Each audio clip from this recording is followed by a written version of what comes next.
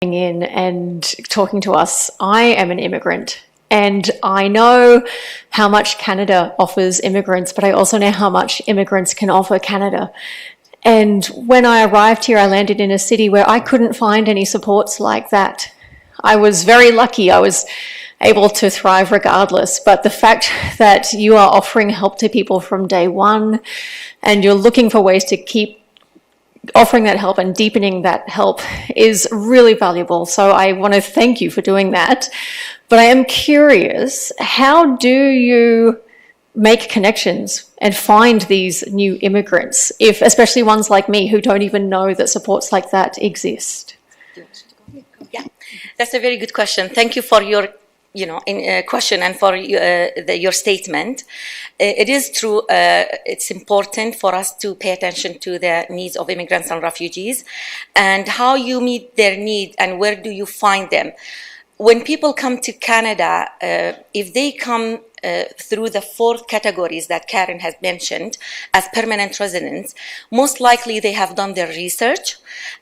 Majority of them will have enough language ability and they know where they're heading. So they make their research, and through their interviews with Immigration, Refugee Citizenship Canada, they will be informed to go to those settlement agencies in whichever region they end up living in.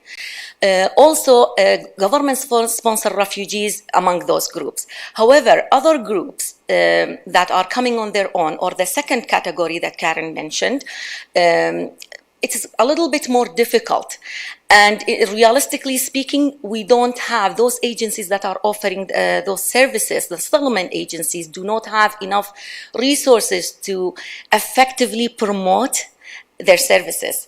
So it will depend really on individuals' capability and capacity to find out our services. However, as a collective within the immigration partnership, when we bring all service providers together, we have representation from all of these categories. So you have agencies who are helping, refugee claimants. You have agencies who are helping those who agencies funded by the federal government are not helping.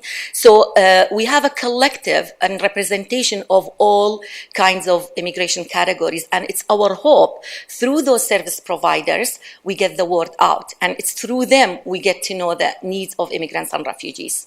But we definitely can improve. Thank you for that. Councillor Vassic, Councillor Bodley. Thanks through you, Mayor. Thanks for your presentation.